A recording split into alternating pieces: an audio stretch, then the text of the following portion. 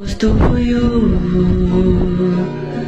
माया भन्ने चिज थाहै नपाई बस्दो रहेछ नि कहाँबाट आउने होला फेरि कसले ल्याएको हो जिन्दगी यो तिमी बिना मरे जस्तै हुन्छु म त सधैँ जिन्दगी यो छुन खोज्छ